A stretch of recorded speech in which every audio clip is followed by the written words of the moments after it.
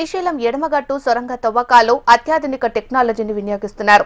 సొరంగం కూలిన ప్రమాదంలో 8 మంది చిక్కుకోగా ఎలక్ట్రికల్ ఆపరేషన్ను మాత్రమే వెలికితీశారు. మరో 7గురిని వెలికి తీయాల్సి ఉంది. 20 రోజుల్లోగా సొరంగ మార్గంలో సహాయక చర్యలు కొనసాగుతున్నాయి.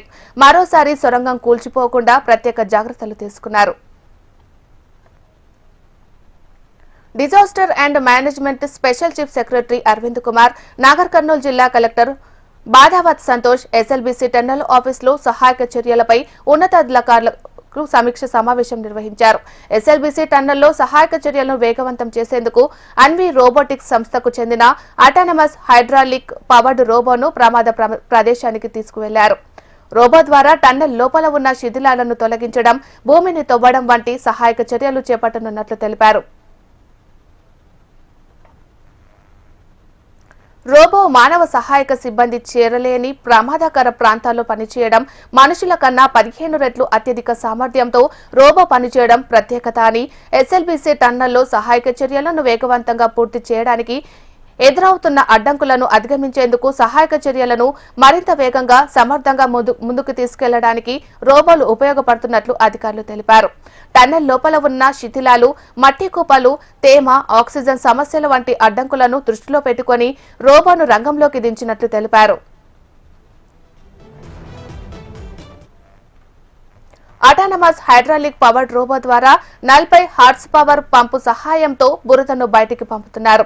ఈ రోబో గంటకు 5000 క్యూబిక్ మీటర్ల మట్టిని తొలగించే సామర్థ్యం కలిగి ఉందని అధికారులు తెలిపారు. Disaster management special chief secretary మరియు జిల్లా కలెక్టర్ ఉన్నతాధికారులు రోబోను పరిశీలించిన అనంతరం ఆటానమస్ హైడ్రాలిక్ పవర్డ్ రోబోతో విజయ్, అక్షయ్ తన బృందంతో కలిసి లోకో ట్రైన్ ద్వారా టన్నెల్ లోపల ప్రమాద ప్రదేశాలకు వెళ్లారు.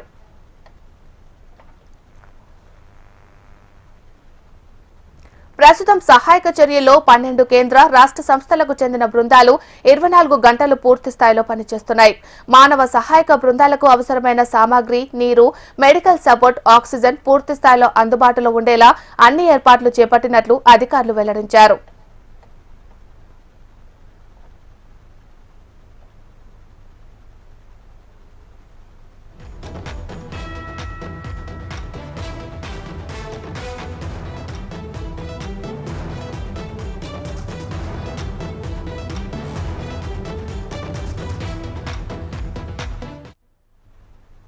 శ్రీశైలం ఎడమగట్టు సొరంగ తవ్వకాల్లో అత్యాధునిక టెక్నాలజీని ఉపయోగిస్తున్నారు.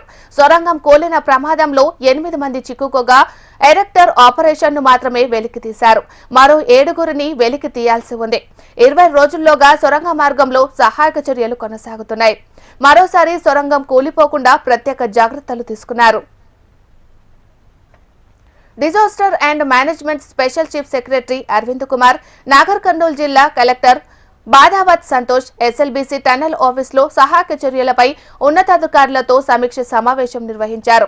ఎస్ఎల్బీసీ టన్నల్లో సహాయక చర్యలను వేగవంతం చేసేందుకు అన్వి రోబోటిక్స్ సంస్థకు చెందిన ఆటానమస్ హైడ్రాలిక్ పవర్డ్ రోబోను ప్రమాద ప్రదేశానికి తీసుకువెళ్లారు. రోబో ద్వారా టన్నెల్ లోపల ఉన్న శిథిలాలను తొలగించడం, భూమిని తవ్వడం వంటి సహాయక చర్యలు చేపట్టనున్నట్లు తెలిపారు.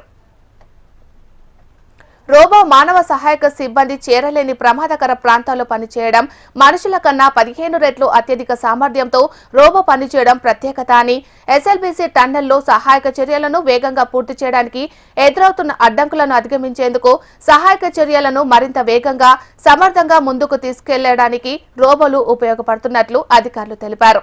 టన్నెల్ లోపల ఉన్న శిథిలాలు, మట్టి కుప్పలు, తేమ, ఆక్సిజన్ సమస్యల వంటి అడ్డంకులను దృష్టిలో పెట్టుకుని రోబోలను రంగంలోకి దించినట్లు తెలిపారు.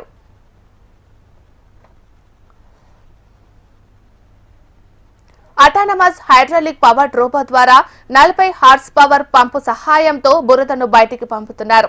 ఈ రోబో గంటకు 5000 క్యూబిక్ మీటర్ల మట్టిని తొలగించే సామర్థ్యం కలిగి ఉందని అధికారులు తెలిపారు.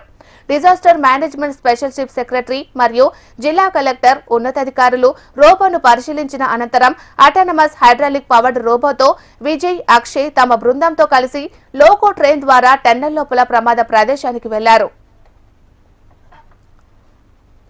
ప్రస్తుతం సహాయక చర్యలో 12 కేంద్ర రాష్ట్ర సంస్థలకు చెందిన బృందాలు 24 గంటలు పూర్తి స్థాయిలో పనిచేస్తున్నాయి. మానవ సహాయక బృందాలకు అవసరమైన సామాగ్రి, నీరు, మెడికల్ సపోర్ట్, ఆక్సిజన్ పూర్తి స్థాయిలో అందుబాటులో ఉండేలా అన్ని ఏర్పాట్లు చేపట్టినట్లు అధికారులు వెల్లడించారు.